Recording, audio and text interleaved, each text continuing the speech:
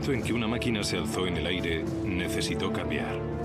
Cuanta más potencia adquiría, más dejó ver sus debilidades de estructura y diseño. Riostras y cables dieron paso a alas aerodinámicas. Tela y madera a acero y aluminio. Años de combate hicieron de la fuerza una prioridad y de la velocidad una necesidad. Y luego, de vez en cuando, hay un cambio tan radical que deja obsoleto todo lo que ha habido antes. No hay evolución sin revolución. Tal cambio iba a afectar a los aviones de guerra. La era del reactor.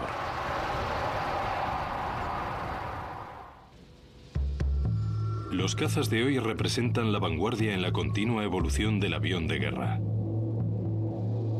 La ciencia ha impulsado hasta el límite el desarrollo de la nueva generación de aviones. Desde nuevos materiales, motores más grandes y potentes, y lo último en aeronáutica, hasta armas y alas más sofisticadas. Su misión exige equilibrar todos esos elementos. Establecidas en los campos franceses durante la Primera Guerra Mundial, las misiones siguen siendo iguales. Pero el avión de guerra no se ha quedado quieto. Al final de la Segunda Guerra Mundial, los aviones de propulsión de pistones eran lo mejor del diseño. Pero cuando los aviones se acercaron a los 800 kilómetros por hora, la potencia de propulsión cayó drásticamente. Simplemente no funcionaba por encima de cierta velocidad. Y la velocidad es amiga del guerrero. Para volar aún más deprisa, algo básico tenía que pasarle al avión de guerra. Wharton, Inglaterra. Una nueva clase de avión. No utiliza propulsor o motor de pistones, ni está construido con madera, tela o metal. En realidad, está hecho casi a mano de amalgamas de fibra de carbono. Todo en este avión es revolucionario. El Eurofighter Typhoon, la culminación de más de 10 años de desarrollo y un siglo de conocimiento. Recién salido de fábrica, el Eurofighter es el avión europeo de primera línea. Y en su interior está lo que ha forzado todo ese cambio.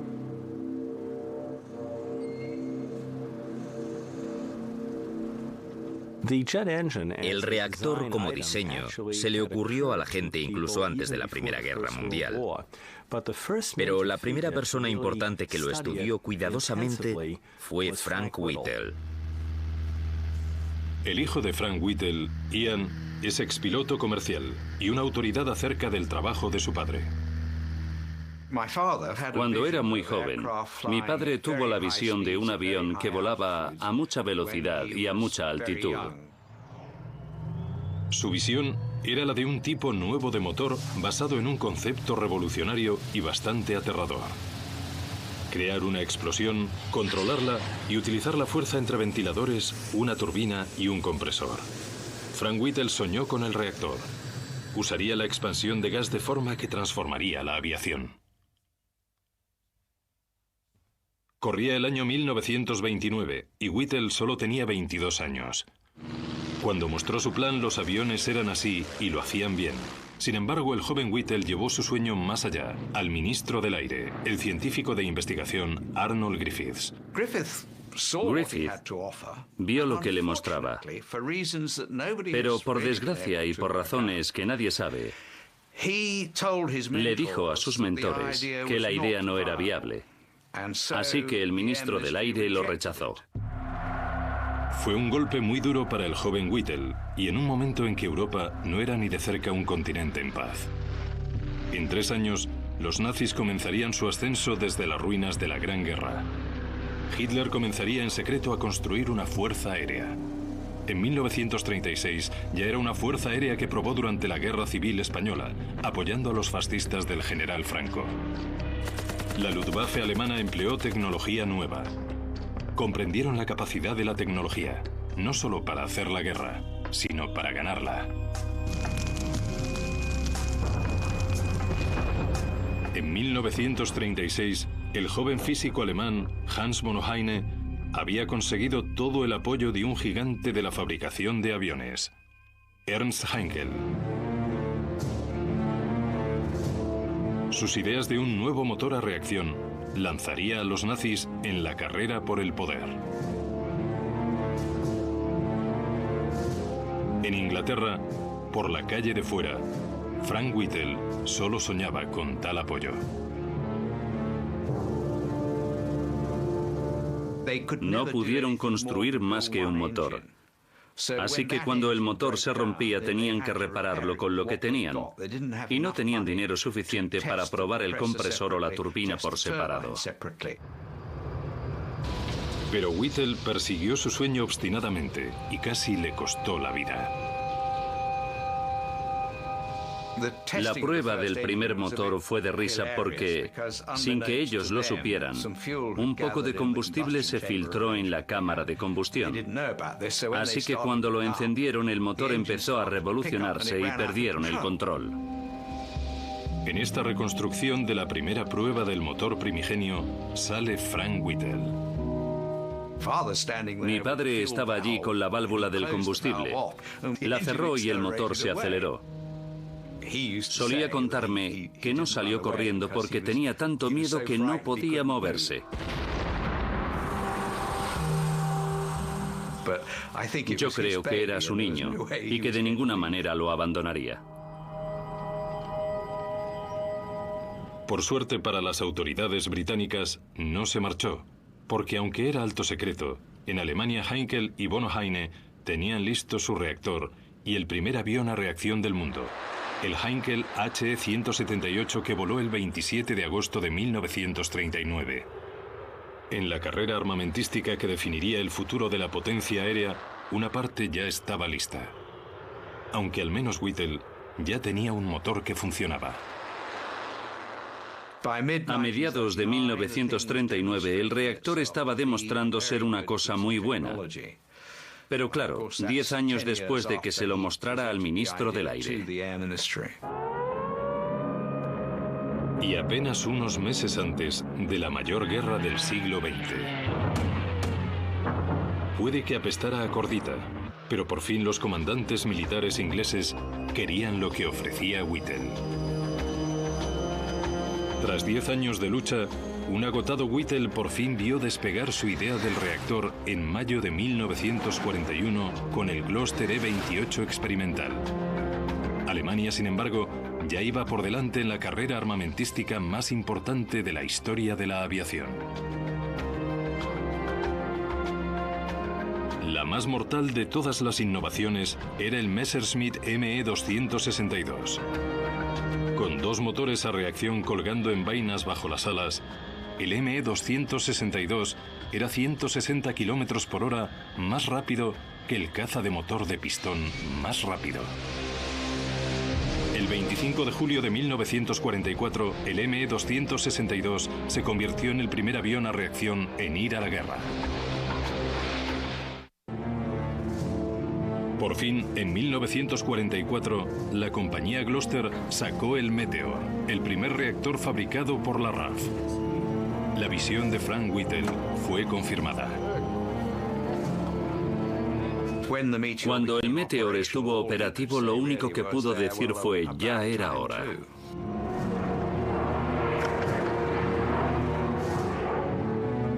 Eric Brown fue uno de los primeros pilotos en volar en el reactor de Whittle. Pasar de un motor de pistón a un avión a reacción fue una revelación. Creo que lo primero que sorprendía era la vista maravillosa. Sin las aspas delante y sin un largo motor de pistón. Cuando la guerra terminó, el Meteor defendió las costas inglesas. Considerado un secreto demasiado grande como para volar sobre el enemigo, nunca se enfrentaría a su némesis, el Me-262. La victoria en Europa llegó por fin el 8 de mayo de 1945. 2 días después de la capitulación, el capitán Eric Brown recibió órdenes de ir a Alemania a desvelar los secretos del reactor escondidos entre los trofeos de guerra.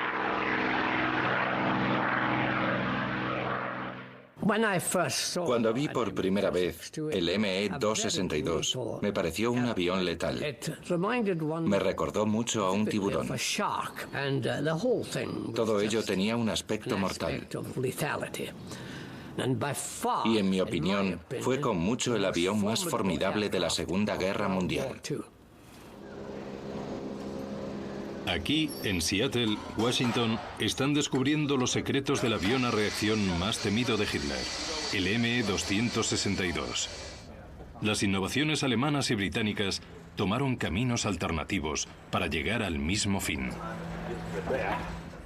Había una diferencia palpable entre el motor que usaba el 262, el Jumo 004 y el Meteor británico.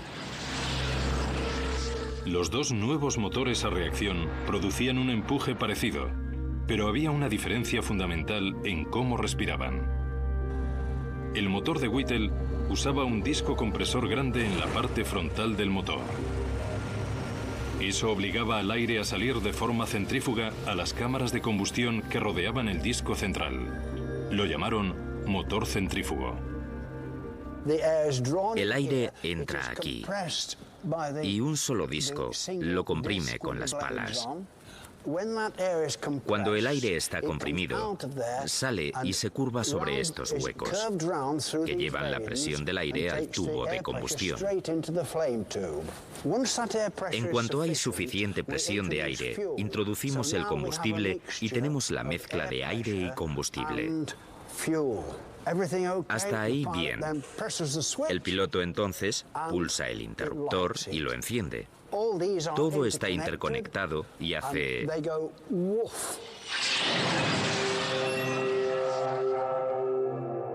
El alemán era un motor de flujo axial totalmente distinto. En vez de un disco grande, tenía varios que comprimían el aire cada vez más en una cámara de combustión central. Los alemanes iban muy deprisa con los compresores de flujo axial, lo que significa que el aire se aceleraba a lo largo del eje del motor. Y la diferencia entre los motores demostró ser significativa. Para que los motores fueran más y más potentes, había que añadir más y más aire al oxígeno de los quemadores. La única manera de que un motor centrífugo pudiera satisfacer esa demanda era haciendo el disco del compresor más grande, lo que hace que el motor sea más ancho y no muy aerodinámico. Para que el motor de flujo axial del ME-262 introdujera más aire, lo único que los ingenieros tuvieron que hacer fue añadir más discos compresores. Eso significó un motor más largo y esbelto, mucho mejor para aviones aerodinámicos. Aunque en 1944 tenía una gran desventaja. Los materiales disponibles en aquella época no aguantaban las presiones y temperaturas que producían esos motores.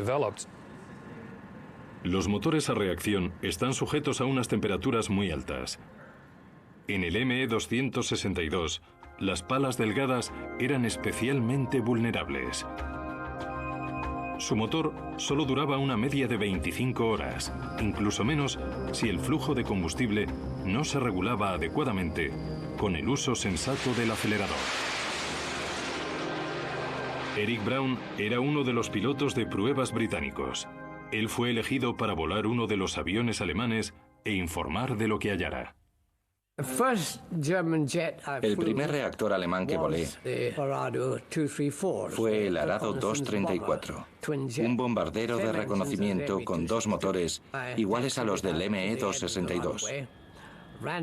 Lo probé hasta el final de la pista. Aceleré los motores hasta el máximo y cuando estaba a punto de soltar los frenos y despegar, el motor de estribor explotó y lo arrancó de cuajo. Y casi se llevó todo el ala. En 1944, las aleaciones de metal necesarias para construir un motor de flujo axial con éxito simplemente no existían. Los materiales de entonces no estaban tan avanzados como los motores. Whittle era muy consciente de los principios del flujo axial, pero en 1930 decidió que era demasiado complejo para el momento. El hecho de que hoy este Meteor de 60 años siga volando con sus motores originales deja claro la proeza de ingeniería de Whittle. Tras la Segunda Guerra Mundial, la llegada del reactor ya había empezado a cambiar los aviones. Pero además del motor, un avión de guerra tiene éxito por más cosas. Y en 1946 aún les quedaba mucho camino. El 27 de septiembre de 1946, un apuesto piloto de pruebas de 36 años, Geoffrey de Havilland, quiso hacer historia. Se preparó para batir el récord del mundo de 991 kilómetros por hora y convertirse en el hombre más rápido del mundo. Para conseguirlo, tendría que volar casi a la velocidad del sonido. A nivel del mar, esos son 1.223 kilómetros por hora. Su avión era un prototipo construido por la empresa de su padre, el DH-108 Swallow.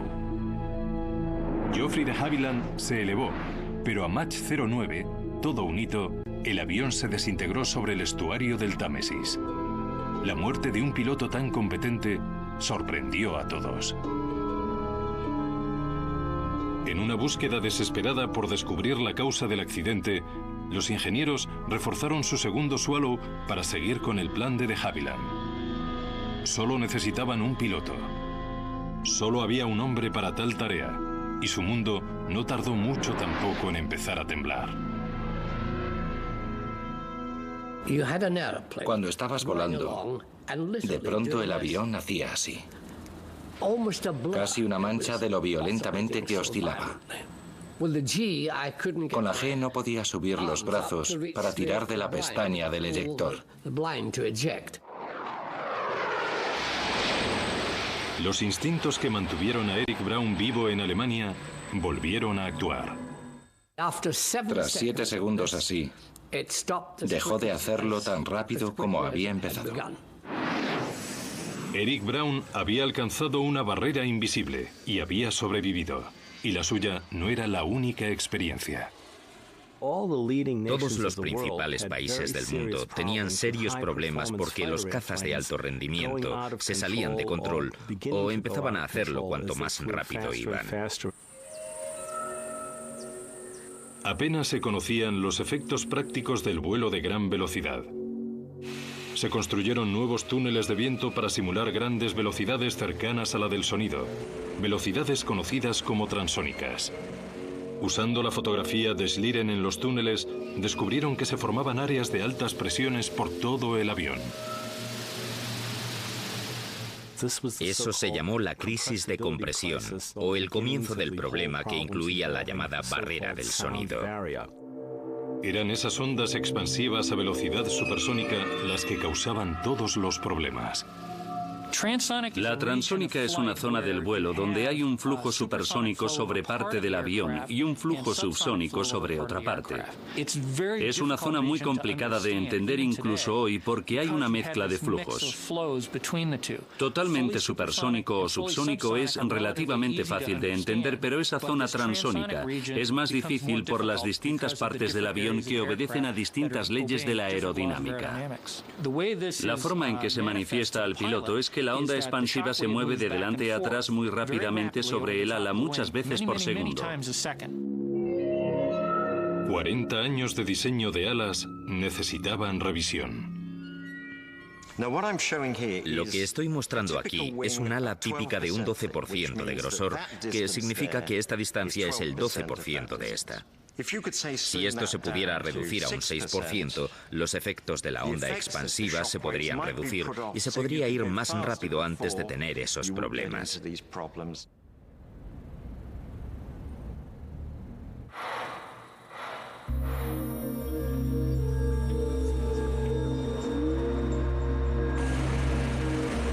La historia iba a completarse.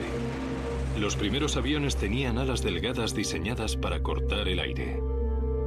Cuando se comprendió mejor la aerodinámica, los alemanes descubrieron que un ala más gruesa podía generar más empuje.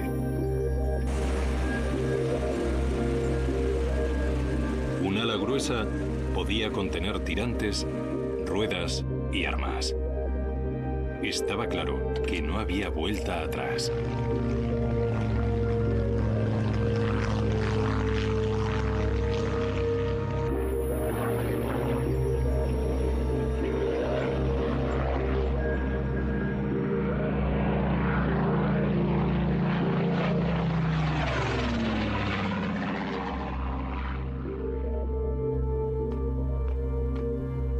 En la Alemania anterior a la Segunda Guerra Mundial, descubrieron una solución simple y perfecta que usaba un ala ancha que parecía delgada al aire de cara.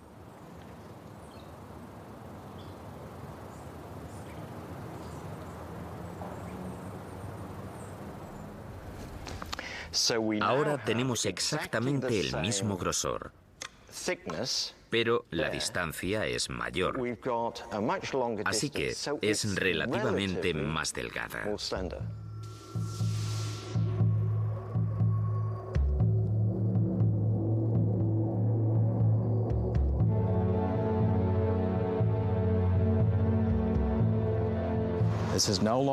Ya no eran esas viejas alas rectas con los motores a reacción atados a ellas. Esto es un caza moderno tal como lo entendemos hoy. El F-86 Sabre se parece más a un reactor moderno. Era rápido, aunque el Sabre tampoco podía traspasar la barrera. Al acercarse a la velocidad del sonido, la vibración y las sacudidas dejaban los controles inservibles. Parecía que la barrera no se podía superar. En 1946, en el lago seco Muroc de California, que luego sería la base Edwards de las Fuerzas Aéreas, un avión de investigación secreto emprendía su primer vuelo. No era un reactor, era pequeño, con alas delgadas como cuchillas sin pulir. Apenas era mayor que un cohete. Se llamaba Bell X-1. Y se había construido con un único propósito: traspasar la barrera del sonido. El programa del X-1, llamado XS-1 de Experimental Sónico 1, era un programa de desarrollo para investigar la capacidad supersónica del avión. Con suficiente combustible para un vuelo de 90 segundos, se lanzaba desde un B-29 Superfortaleza. Y aún así, cuando el avión iba a toda potencia, fallaba. Cuando la nave entraba en la zona transónica, el Bell X-1 caía incontrolablemente. Las superficies de control que llevaban el avión arriba o abajo como cualquier avión no estaban en las alas delanteras, sino en las traseras. El foco estaba en la cola. Esto es una maqueta de la cola del X-1. Cuando las superficies al final de la cola se mueven arriba y abajo, hacen presión sobre el aire entrante y fuerzan el aparejo arriba o abajo como un avión. Cuando se reproduce el efecto de los elevadores sobre el aparejo en el túnel de viento, se ve bien. Esa velocidad del viento está bastante por debajo de la zona de peligro transónico.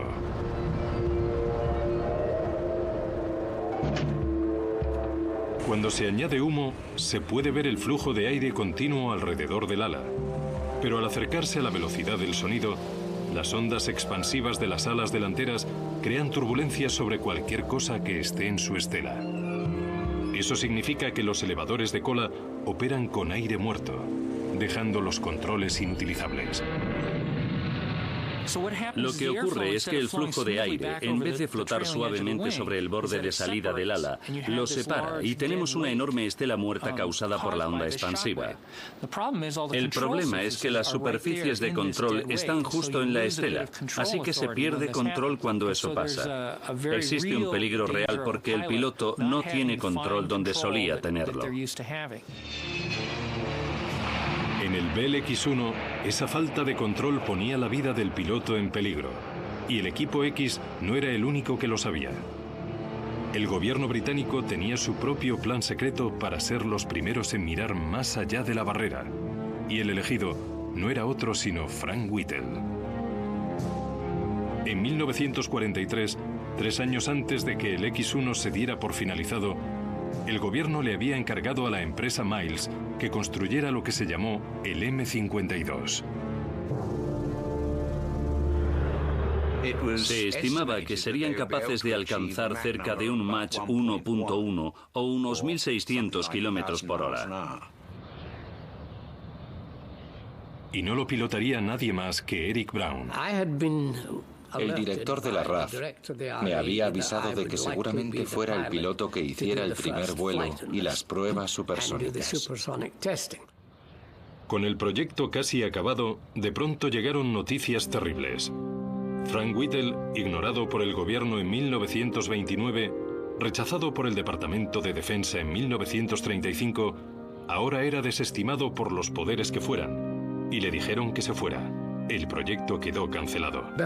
Antes de que cancelaran lo del M-52, nos dijeron que le diéramos todos los datos a los estadounidenses.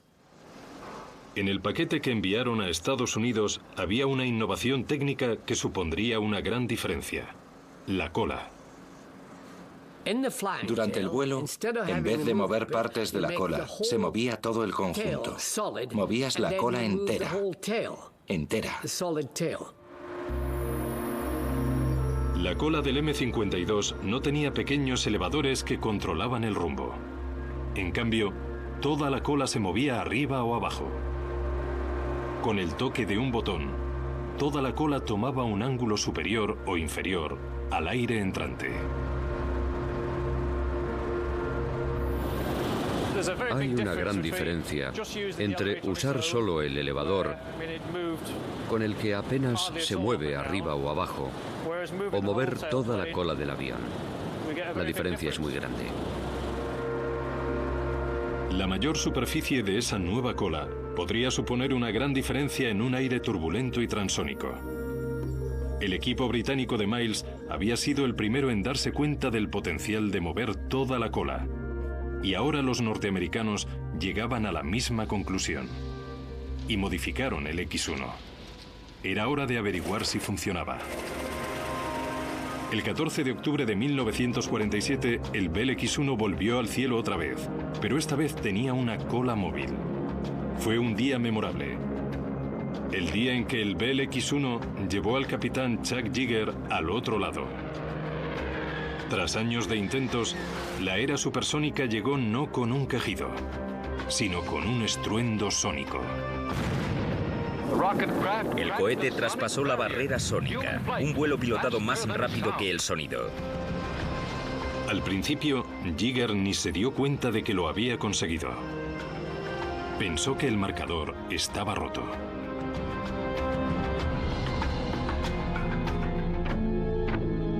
El primer caza que se benefició de la cola móvil fue el F-86 Sabre.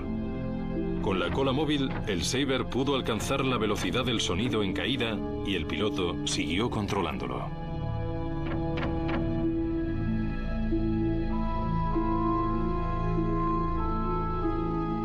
Hasta hoy, este avión aún se considera uno de los aviones más bellos jamás construidos. Incluso al compararlo con otros reactores, las líneas son más suaves, limpias. Parece fluir tan bien que parece que va rápido. Era rápido.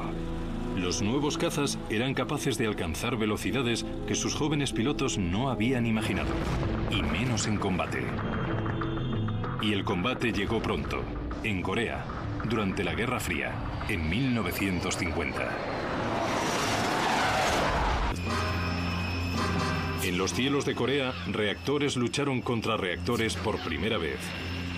El Sabre norteamericano se enfrentó al MiG ruso. Motor de flujo axial contra centrífugo. Como aliado de guerra, la Unión Soviética había recibido el motor centrífugo de Inglaterra y creado el MiG-15. El Sabre, por otro lado, usaba lo último en potencia de flujo axial que le daba al avión una forma más estilizada.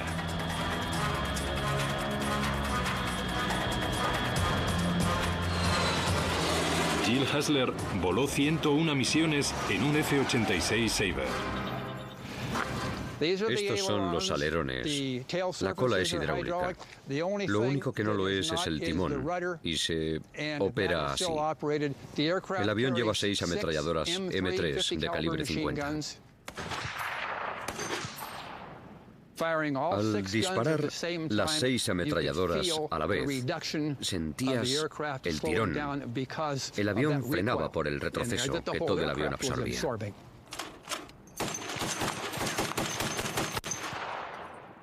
La ametralladora Browning de calibre 50 era el arma que llevaban casi todos los aviones estadounidenses en la Segunda Guerra Mundial. El MiG llevaba armas distintas. Llevaban 2 cañones de disparo rápido de 23 milímetros y un cañón de disparo lento de 37 milímetros. Cuando los proyectiles del de 23 milímetros pasaban al lado de mi cabina, parecían pelotas de golf. Y cuando las balas del de 37 milímetros pasaban por al lado, parecían pelotas de tenis. Podías oírlos porque eran supersónicos. Así. Las balas eran supersónicas, pero las armas pertenecían a una época anterior, más lenta, como sus visores. Las oportunidades de acierto en combate en un reactor pasaban rápidamente. En la Segunda Guerra Mundial, cuando miraban veían al rival a una distancia, pero los pilotos de cazas tuvieron que aprender a mirar más allá, así que tenían que ver mejor que antes. Disparar balas desde un avión en movimiento a un objetivo en movimiento es muy difícil. A más de 800 km/h, imposible. Los ataques ocurrían con aviones en rotación. Si el avión gira de alguna forma, podrían apuntar el arma en una dirección y fallar por completo el tiro. Para compensar el movimiento de giro, el rotativo, si quiero dar a Ben con esta pelota, tengo que tirarla un poco a la izquierda, así, para que vaya directa a él.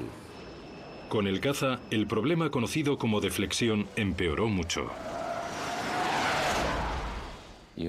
Tu objetivo se mueve y tú estás sentado en una plataforma en movimiento. Y luego empiezas a pensar que tienes que disparar unas balas a las que afectan tanto la gravedad como el viento. Los cazas no solo tenían armas de la Segunda Guerra Mundial, el MiG-15 tenía mirillas de la guerra también, como esta de un Spitfire. Esto se llama cristal combinado, porque combina la visión del mundo exterior con esta ruedecita que se proyecta a través de esto. Lo que tenemos aquí también preestablece el alcance del avión objetivo. También hay otro control que te da una estimación de la distancia a la que está el objetivo y qué es lo mejor que puedes hacer. La limitación es que no puedes medir el movimiento del otro. Y aquí estaba la ventaja significativa. El Sabre tenía un radar capaz de averiguar la distancia al objetivo a cualquier velocidad. Esto se llama radome y es de un material amalgamado, no es de metal como el fuselaje. Y detrás está el radar. Enviaba una señal que rebotaba en el objetivo, volvía, la recogía la antena y la traducía en una imagen en la cabina que nos decía si un objeto estaba a 1200, 600 o 300 metros. ¡Qué gran diferencia! Aunque el rendimiento del avión se equiparaba en papel, el dominio de los cielos del Sabre llegó a un impresionante 10/1. El Sabre superaba al MiG en selección de objetivo.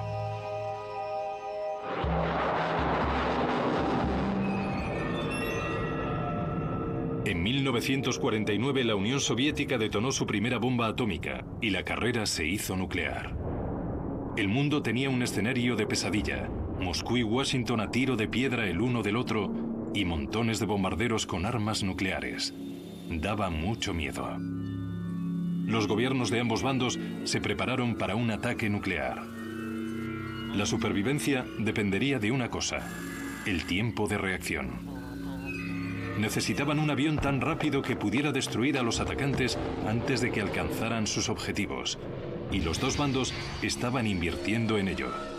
El interceptor supersónico.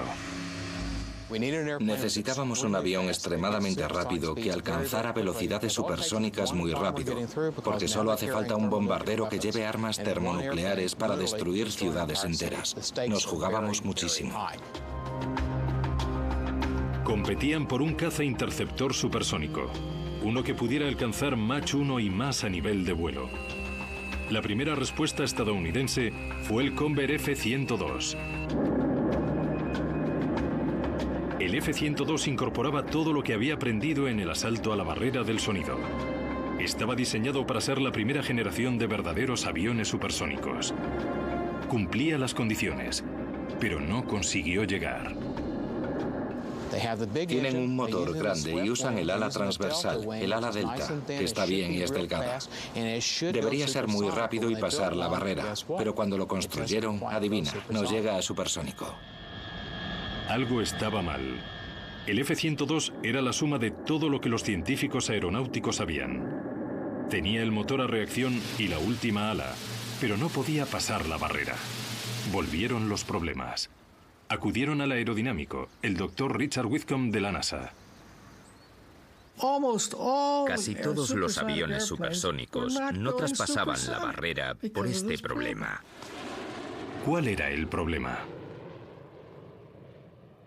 Lo que no entendieron en ese momento fue la aerodinámica. Acabaron con la parte más ancha del fuselaje en el medio. Y entonces la parte más ancha de las alas se unía al fuselaje en ese punto. Si hacías una serie de cortes transversales de todo el avión, encontrabas que esa zona tenía un enorme bulto o joroba en el medio. Pero los científicos ya habían pasado por eso. La fotografía de Schlerin mostró las pistas. Se habían dejado una. Cuando iban a alcanzar la velocidad del sonido, no había ondas expansivas en el fuselaje y otras partes del avión, sino que había una sola, una enorme onda expansiva en todo el avión. Todas convergían en una. Whitcomb no veía las alas y el fuselaje como partes separadas, sino como un cuerpo combinado, y midió el aumento de la zona de corte transversal en todo el cuerpo.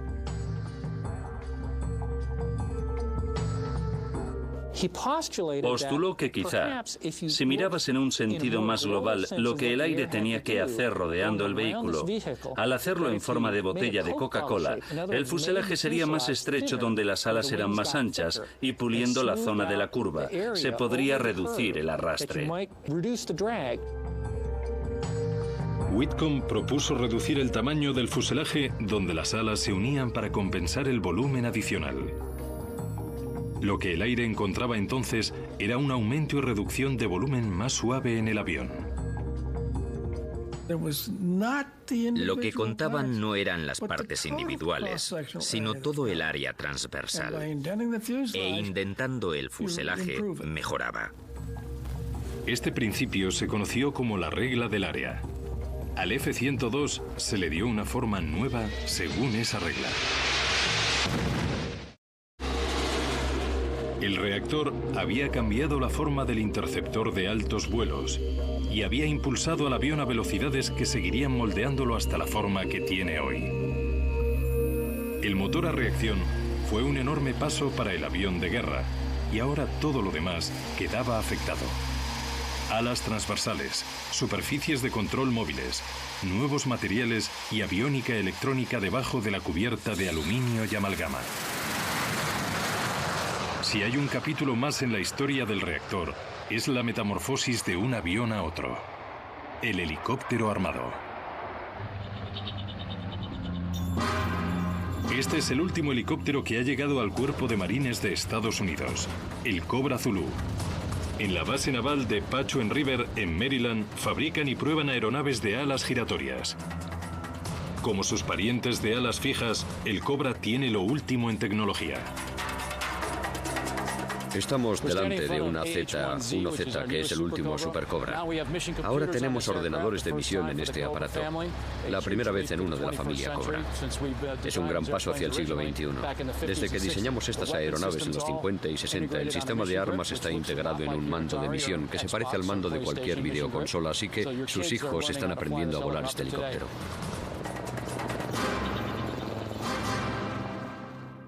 Es una idea que ha estado presente desde los bocetos de Leonardo da Vinci en el siglo XV, aunque el helicóptero no levantó el vuelo hasta que pioneros como Fokker en Alemania o el ucraniano Sikorsky emigrado a Estados Unidos hicieron funcionar la tecnología del siglo XX en una idea de 500 años.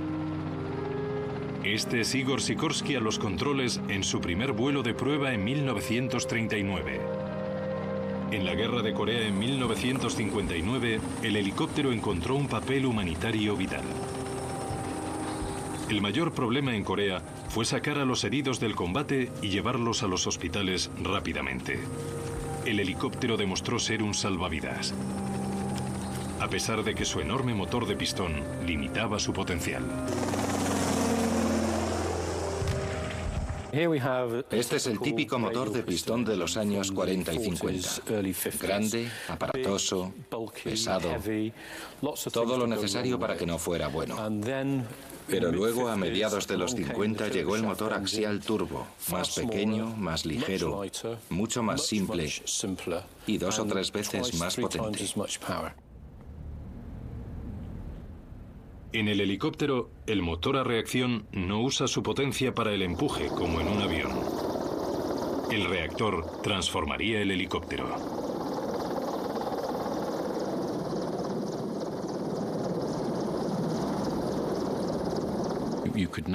Ahora se podían llevar más cosas porque había más potencia y el motor era más simple y mucho más fiable.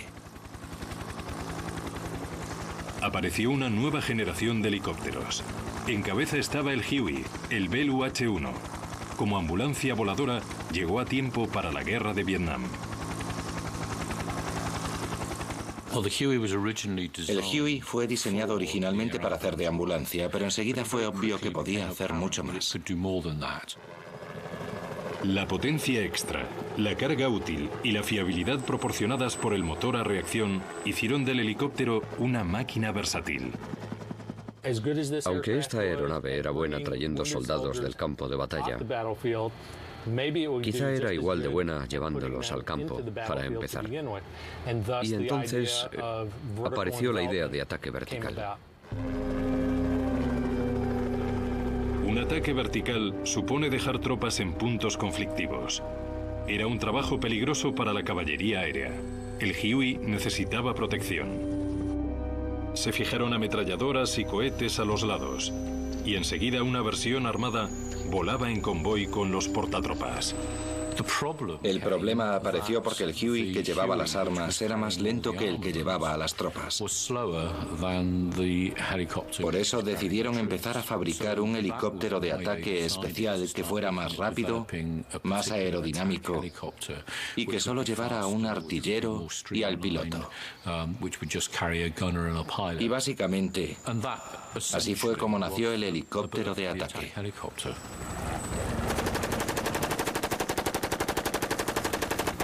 Lo llamaron Cobra y lleva en acción desde entonces.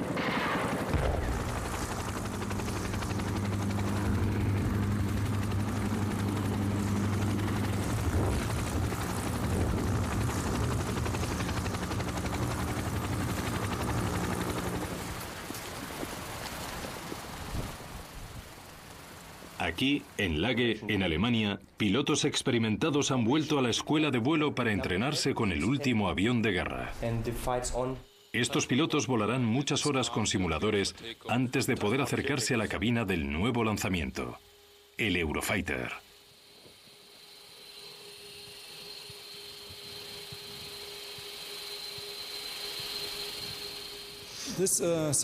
Este simulador en particular se usa para familiarizarse con la cabina, con los instrumentos de vuelo, los procedimientos de emergencia y los de intercepción.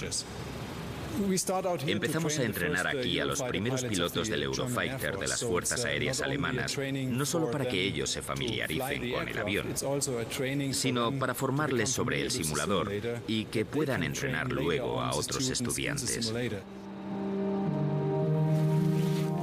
Tras cientos de misiones simuladas en tierra, los pilotos por fin están listos para su primer vuelo. Y también lo está su último avión. Tras 10 años de pruebas meticulosas, el Eurofighter se ha unido a un escuadrón activo en Alemania. La tripulación representa miles de horas de vuelo. El avión de guerra, 100 años de evolución técnica. Y cuando se cierra la cabina, los dos se vuelven uno con increíble coordinación. Un ordenador lleva el avión. El hombre lleva la misión. La tecnología lo ha hecho posible.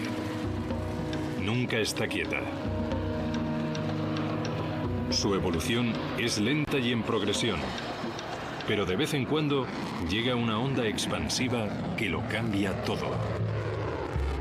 El reactor creó esa onda.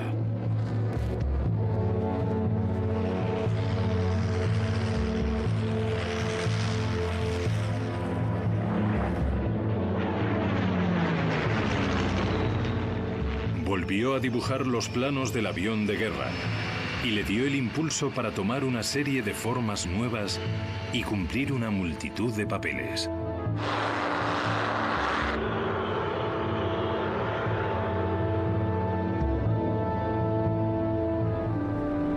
El reactor llevó al avión de guerra del siglo XX al XXI. Ningún avión ni ninguna guerra volverán a ser iguales.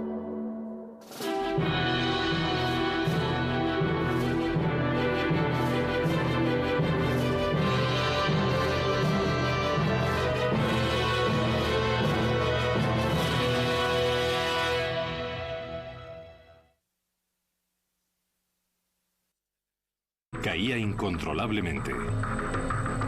Las superficies de control que llevaban el avión arriba o abajo como cualquier avión no estaban en las alas delanteras, sino en las traseras. El foco estaba en la cola. Esto es una maqueta de la cola del X-1. Cuando las superficies al final de la cola se mueven arriba y abajo, hacen presión sobre el aire entrante y fuerzan el aparejo arriba o abajo como un avión. Cuando se reproduce el efecto de los elevadores sobre el aparejo en el túnel de viento, se ve bien. Esa velocidad del viento está bastante por debajo de la zona de peligro transónico.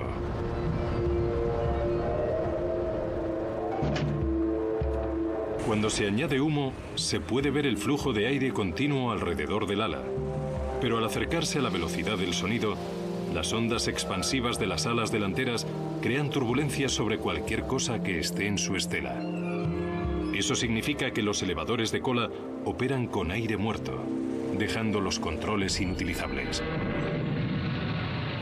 Lo que ocurre es que el flujo de aire, en vez de flotar suavemente sobre el borde de salida del ala, lo separa y tenemos una enorme estela muerta causada por la onda expansiva.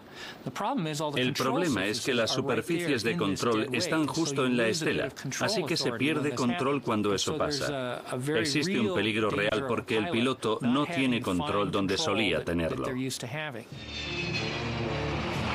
En el Bell X-1, esa falta de control ponía la vida del piloto en peligro, y el equipo X no era el único que lo sabía. El gobierno británico tenía su propio plan secreto para ser los primeros en mirar más allá de la barrera, y el elegido no era otro sino Frank Whittle. En 1943, 3 años antes de que el X-1 se diera por finalizado, el gobierno le había encargado a la empresa Miles que construyera lo que se llamó el M-52. Se estimaba que serían capaces de alcanzar cerca de un Mach 1.1 o unos 1.600 kilómetros por hora. Y no lo pilotaría nadie más que Eric Brown. El director de la RAF me había avisado de que seguramente fuera el piloto que hiciera el primer vuelo y las pruebas supersónicas. Con el proyecto casi acabado, de pronto llegaron noticias terribles. Frank Whittle, ignorado por el gobierno en 1929, rechazado por el Departamento de Defensa en 1935, ahora era desestimado por los... Cuando estabas volando, de pronto el avión hacía así. Casi una mancha de lo violentamente que oscilaba. Con la G no podía subir los brazos para tirar de la pestaña del eyector. Los instintos que mantuvieron a Eric Brown vivo en Alemania volvieron a actuar. Tras 7 segundos así, dejó de hacerlo tan rápido como había empezado. Eric Brown había alcanzado una barrera invisible y había sobrevivido. Y la suya no era la única experiencia.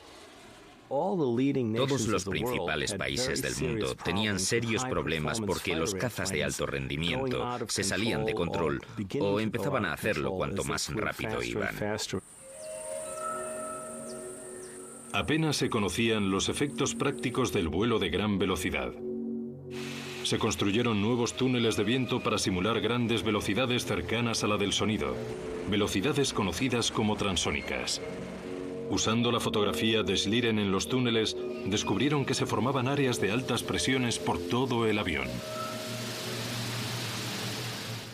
Eso se llamó la crisis de compresión, o el comienzo del problema que incluía la llamada barrera del sonido. Eran esas ondas expansivas a velocidad supersónica las que causaban todos los problemas. La transónica es una zona del vuelo donde hay un flujo supersónico sobre parte del avión y un flujo subsónico sobre otra parte.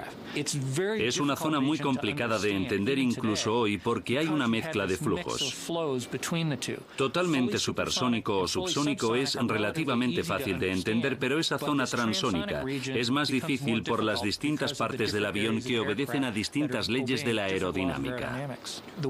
La forma en que se manifiesta al piloto es que la onda expansiva se mueve de delante a atrás muy rápidamente sobre el ala, muchas veces por segundo. 40 años de diseño de alas necesitaban revisión. Lo que estoy mostrando aquí es un ala típica de un 12% de grosor, que significa que esta distancia es el 12% de esta. Si esto se pudiera reducir a un 6%, los efectos de la onda expansiva se podrían reducir y se podría ir más rápido antes de tener esos problemas.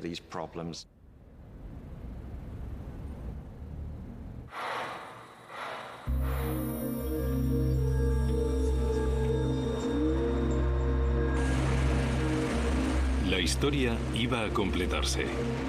Los primeros aviones tenían alas delgadas diseñadas para cortar el aire. Cuando se comprendió mejor la aerodinámica, los alemanes... Es un ala típica de un 12% de grosor, que significa que esta distancia es el 12% de esta. Si esto se pudiera reducir a un 6%, los efectos de la onda expansiva se podrían reducir y se podría ir más rápido antes de tener esos problemas.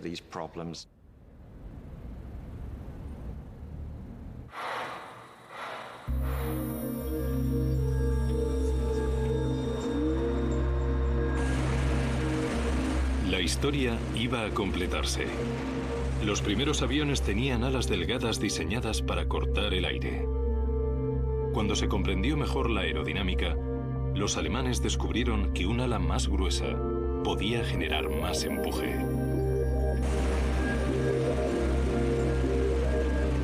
Un ala gruesa podía contener tirantes, ruedas y armas. Estaba claro que no había vuelta atrás.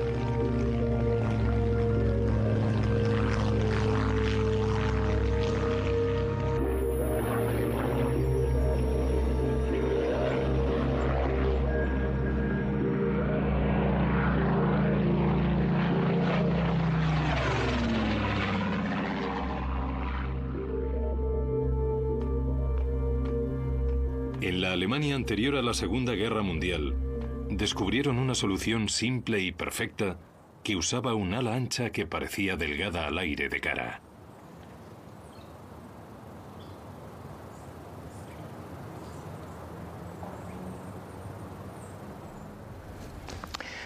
Ahora tenemos exactamente el mismo grosor, pero la distancia es mayor, así que es relativamente más delgada.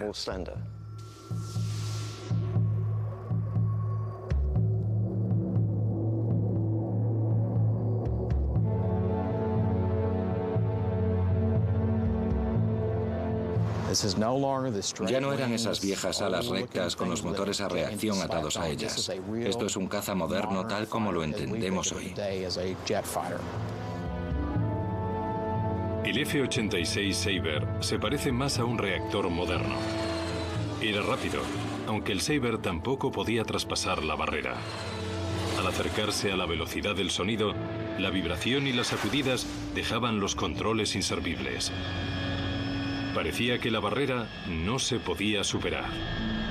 En 1946, en el lago seco Muroc de California, que luego sería la base Edwards de las Fuerzas Aéreas, un avión de investigación secreto emprendía su primer vuelo. No era un reactor, era pequeño, con alas delgadas como cuchillas sin pulir. Los franceses durante la Primera Guerra Mundial, las misiones siguen siendo iguales. Pero el avión de guerra no se ha quedado quieto. Al final de la Segunda Guerra Mundial, los aviones de propulsión de pistones eran lo mejor del diseño. Pero cuando los aviones se acercaron a los 800 kilómetros por hora, la potencia de propulsión cayó drásticamente. Simplemente no funcionaba por encima de cierta velocidad. Y la velocidad es amiga del guerrero. Para volar aún más deprisa, algo básico tenía que pasarle al avión de guerra. Wharton, Inglaterra. Una nueva clase de avión. No utiliza propulsor o motor de pistones, ni está construido con madera, tela o metal. En realidad, está hecho casi a mano de amalgamas de fibra de carbono. Todo en este avión es revolucionario.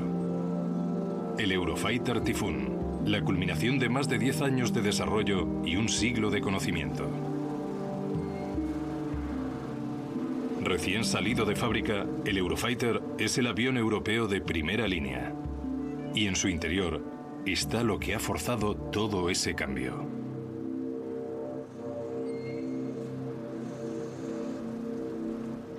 El reactor como diseño se le ocurrió a la gente incluso antes de la Primera Guerra Mundial.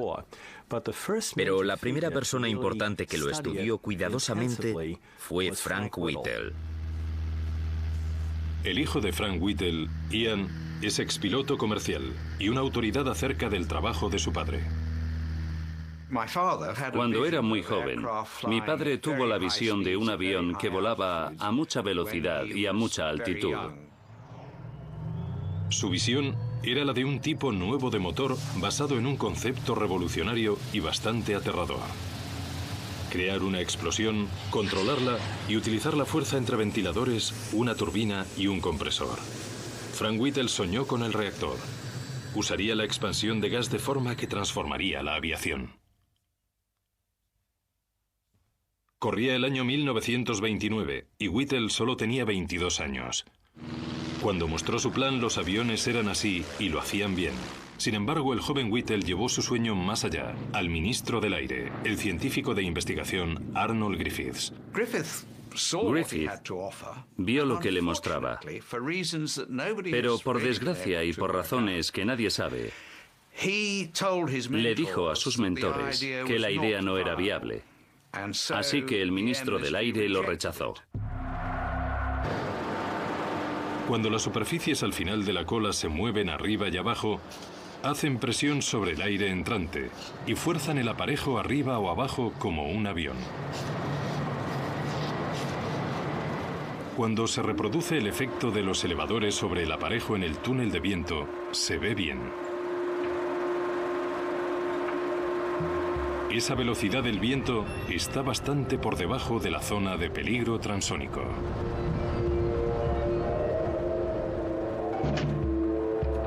Cuando se añade humo, se puede ver el flujo de aire continuo alrededor del ala. Pero al acercarse a la velocidad del sonido, las ondas expansivas de las alas delanteras crean turbulencias sobre cualquier cosa que esté en su estela. Eso significa que los elevadores de cola operan con aire muerto, dejando los controles inutilizables. Lo que ocurre es que el flujo de aire, en vez de flotar suavemente sobre el borde de salida del ala, lo separa y tenemos una enorme estela muerta causada por la onda expansiva. El problema es que las superficies de control están justo en la estela, así que se pierde control cuando eso pasa. Existe un peligro real porque el piloto no tiene control donde solía tenerlo. En el Bell X-1, esa falta de control ponía la vida del piloto en peligro. Y el equipo X no era el único que lo sabía. El gobierno británico tenía su propio plan secreto para ser los primeros en mirar más allá de la barrera. Y el elegido no era otro sino Frank Whittle. En 1943, 3 años antes de que el X-1 se diera por finalizado, el gobierno le había encargado a la empresa Miles que construyera lo que se llamó el M-52. Se estimaba que serían capaces de alcanzar cerca de un Mach 1.1 o unos 1.600 kilómetros por hora. Y no lo pilotaría nadie más que Eric Brown. El director de la RAF me había avisado de que seguramente fuera el piloto que hiciera el primer vuelo y las pruebas supersónicas. Con el proyecto casi acabado, de pronto llegaron noticias terribles. Frank Whittle, ignorado por el gobierno en 1929, rechazado por el Departamento de Defensa en 1935, ahora era desestimado por los poderes que fueran, y le dijeron que se fuera. El proyecto quedó cancelado. Antes de que cancelaran lo del M-52, nos dijeron que le diéramos todos los datos a los estadounidenses. En el paquete que enviaron a Estados Unidos había una innovación técnica que supondría una gran diferencia: la cola. Por fin, en 1944, la compañía Gloster sacó el Meteor, el primer reactor fabricado por la RAF. La visión de Frank Whittle fue confirmada. Cuando el Meteor estuvo operativo, lo único que pudo decir fue: ya era hora.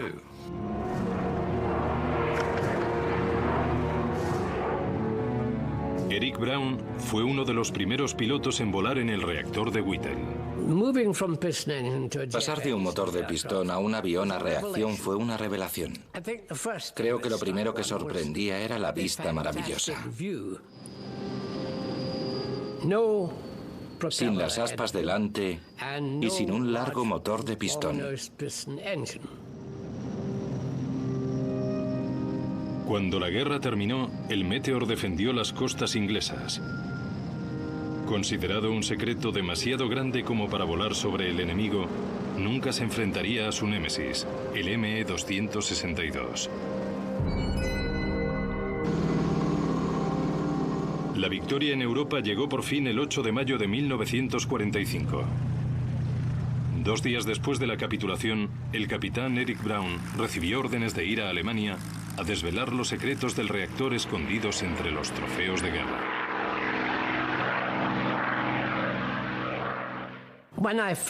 Cuando vi por primera vez el ME-262, me pareció un avión letal. Me recordó mucho a un tiburón. Todo ello tenía un aspecto mortal.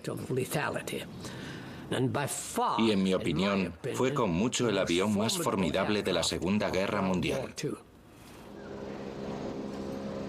Aquí, en Seattle, Washington, están descubriendo los secretos del avión a reacción más temido de Hitler, el ME-262. Las innovaciones alemanas y británicas tomaron caminos alternativos para llegar al mismo fin. Había una diferencia palpable entre el motor que usaba el 262, el Jumo 004 y el Meteor británico. Los dos nuevos motores a reacción producían un empuje parecido, pero había una diferencia fundamental en cómo respiraban. El motor de Whittle usaba un disco compresor grande en la parte frontal del motor. Eso obligaba al aire a salir de forma centrífuga a las cámaras de combustión que rodeaban el disco central. Lo llamaron motor centrífugo. El aire entra aquí y un solo disco lo comprime con las palas. Cuando el aire está comprimido, sale y se curva sobre esto. Se estimaba que serían capaces de alcanzar cerca de un Mach 1.1 o unos 1.600 kilómetros por hora. Y no lo pilotaría nadie más que Eric Brown. El director de la RAF me había avisado de que seguramente fuera el piloto que hiciera el primer vuelo y las pruebas supersónicas. Con el proyecto casi acabado, de pronto llegaron noticias terribles. Frank Whittle, ignorado por el gobierno en 1929, rechazado por el Departamento de Defensa en 1935, ahora era desestimado por los poderes que fueran, y le dijeron que se fuera. El proyecto quedó cancelado. Antes de que cancelaran lo del M-52, nos dijeron que le diéramos todos los datos a los estadounidenses. En el paquete que enviaron a Estados Unidos había una innovación técnica que supondría una gran diferencia: la cola. Durante el vuelo, en vez de mover partes de la cola, se movía todo el conjunto. Movías la cola entera. Entera. La cola del M-52 no tenía pequeños elevadores que controlaban el rumbo. En cambio, toda la cola se movía arriba o abajo. Con el toque de un botón, toda la cola tomaba un ángulo superior o inferior al aire entrante. Hay una gran diferencia entre usar solo el elevador, con el que apenas se mueve arriba o abajo, o mover toda la cola del avión. La diferencia es muy grande. La mayor superficie de esa nueva cola podría suponer una gran diferencia en un aire turbulento y transónico. El equipo británico de Miles había sido el primero en darse cuenta del potencial de mover toda la cola. Y ahora los norteamericanos llegaban a la misma conclusión. Y modificaron el X-1. Era hora de averiguar si funcionaba. El 14 de octubre de 1947, el Bell X-1 volvió al cielo otra vez, pero esta vez tenía una cola móvil. Fue un día memorable. El día en que el Bell X-1 llevó al capitán Chuck Yeager al otro lado. Tras años de intentos, la era supersónica llegó no con un quejido, sino con un estruendo sónico. El cohete traspasó la barrera sónica, un vuelo pilotado más rápido que el sonido. Al principio, Yeager ni se dio cuenta de que lo había conseguido. Pensó que el marcador estaba roto.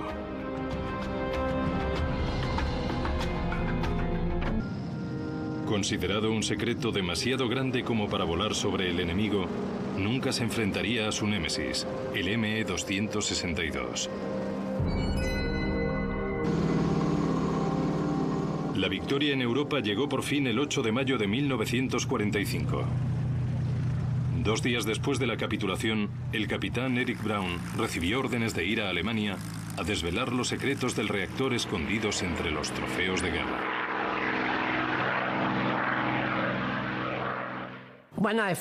Cuando vi por primera vez el ME-262, me pareció un avión letal. Me recordó mucho a un tiburón. Todo ello tenía un aspecto mortal. Y en mi opinión, fue con mucho el avión más formidable de la Segunda Guerra Mundial.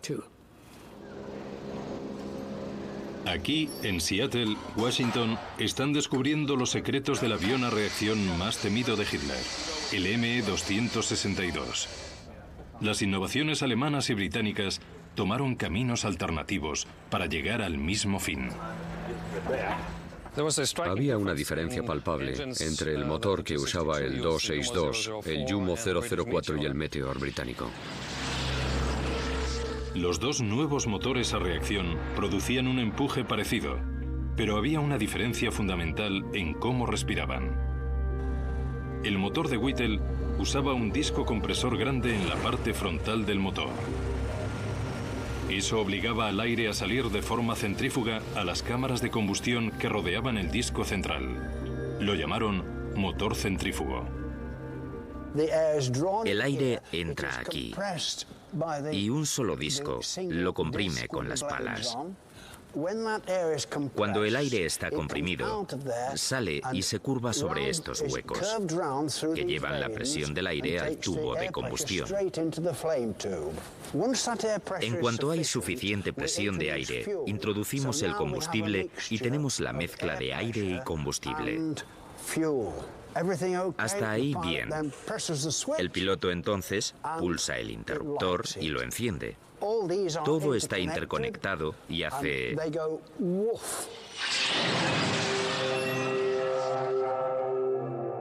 El alemán era un motor de flujo axial totalmente distinto. En vez de un disco grande, tenía varios que comprimían el aire cada vez más en una cámara de combustión central. Los alemanes iban muy deprisa con los compresores de flujo axial, lo que significa que el aire se aceleraba a lo largo del eje del motor. Y la diferencia entre el fluir también, que parece que va rápido. Era rápido. Los nuevos cazas eran capaces de alcanzar velocidades que sus jóvenes pilotos no habían imaginado, y menos en combate. Y el combate llegó pronto, en Corea, durante la Guerra Fría, en 1950. En los cielos de Corea, reactores lucharon contra reactores por primera vez. El Sabre norteamericano se enfrentó al MiG ruso. Motor de flujo axial contra centrífugo. Como aliado de guerra, la Unión Soviética había recibido el motor centrífugo de Inglaterra y creado el MiG-15. El Sabre, por otro lado, usaba lo último en potencia de flujo axial que le daba al avión una forma más estilizada.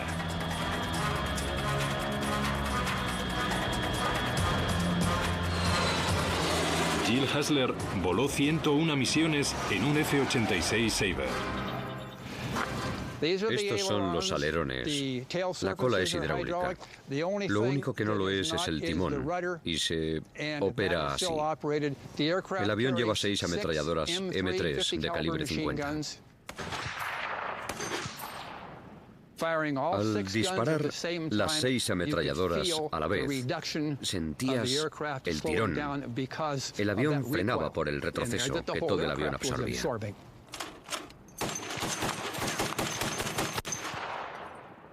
La ametralladora Browning de calibre 50 era el arma que llevaban casi todos los aviones estadounidenses en la Segunda Guerra Mundial. El MiG llevaba armas distintas. Llevaban 2 cañones de disparo rápido de 23 milímetros y un cañón de disparo lento de 37 milímetros. Cuando los proyectiles del de 23 milímetros pasaban al lado de mi cabina, parecían pelotas de golf.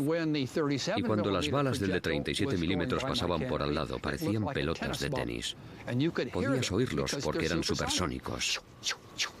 Así. Las balas eran supersónicas, pero las armas pertenecían a una época anterior, más lenta, como sus visores. Las oportunidades de acierto en combate en un reactor pasaban rápidamente. En la Segunda Guerra Mundial, cuando miraban veían al rival a una distancia, pero los pilotos de cazas tuvieron que aprender a mirar más allá, así que tenían que ver mejor que antes. Disparar balas desde un avión en movimiento a un objetivo en movimiento es muy difícil. A más de 800 km/h, imposible. Los ataques ocurrían con aviones en rotación. Si el avión gira de alguna forma, podrían apuntar el arma en una dirección y fallar por completo el tiro. A otro. El helicóptero armado. Este es el último helicóptero que ha llegado al Cuerpo de Marines de Estados Unidos, el Cobra Zulu. En la base naval de Pachuen River, en Maryland, fabrican y prueban aeronaves de alas giratorias. Como sus parientes de alas fijas, el Cobra tiene lo último en tecnología. Estamos delante de una Z-1Z, que es el último Super Cobra. Ahora tenemos ordenadores de misión en este aparato. La primera vez en uno de la familia Cobra. Es un gran paso hacia el siglo XXI. Desde que diseñamos estas aeronaves en los 50 y 60, el sistema de armas está integrado en un mando de misión que se parece al mando de cualquier videoconsola, así que sus hijos están aprendiendo a volar este helicóptero.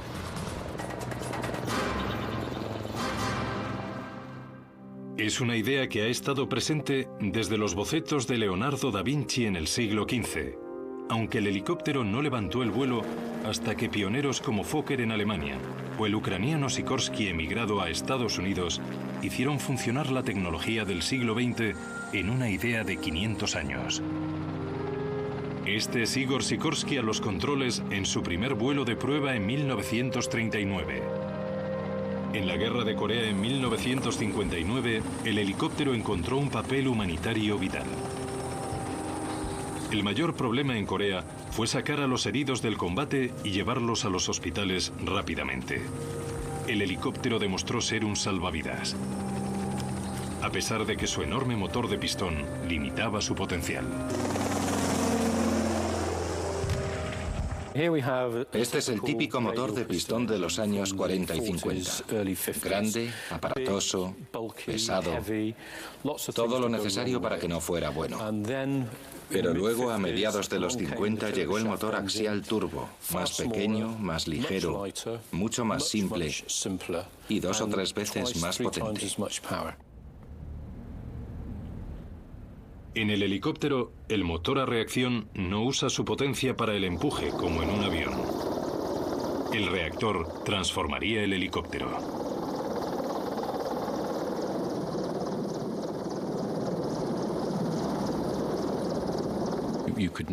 Ahora se podían llevar más cosas porque había más potencia y el motor era más simple y mucho más fiable. Apareció una nueva generación de helicópteros. En cabeza estaba el Huey, el Bell UH-1.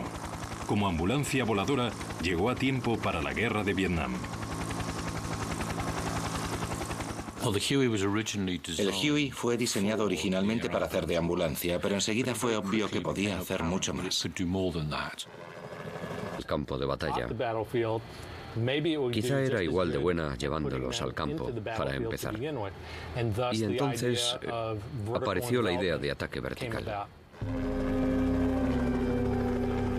Un ataque vertical supone dejar tropas en puntos conflictivos. Era un trabajo peligroso para la caballería aérea. El Huey necesitaba protección. Se fijaron ametralladoras y cohetes a los lados, y enseguida una versión armada volaba en convoy con los portatropas. El problema apareció porque el Huey que llevaba las armas era más lento que el que llevaba a las tropas. Por eso decidieron empezar a fabricar un helicóptero de ataque especial que fuera más rápido, más aerodinámico y que solo llevara a un artillero y al piloto.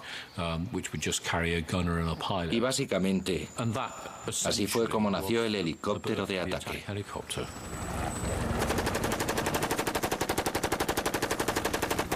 Lo llamaron Cobra y lleva en acción desde entonces.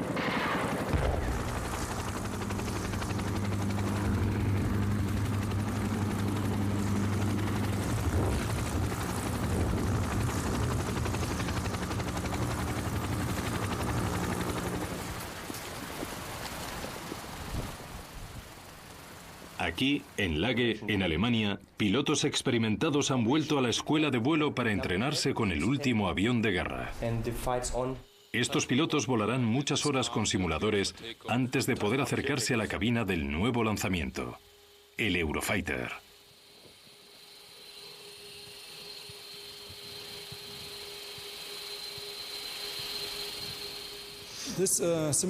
Este simulador en particular se usa para familiarizarse con la cabina, con los instrumentos de vuelo, los procedimientos de emergencia y los de intercepción. Empezamos a entrenar aquí a los primeros pilotos del Eurofighter de las fuerzas aéreas alemanas, no solo para que ellos se familiaricen con el avión, sino para formarles sobre el simulador y que puedan entrenar luego a otros estudiantes. Tras cientos de misiones simuladas en tierra, los pilotos por fin están listos para su primer vuelo. Y también lo está su último avión.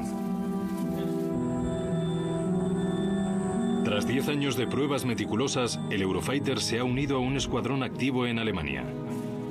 La tripulación representa miles de horas de vuelo. El avión de guerra, 100 años de evolución técnica.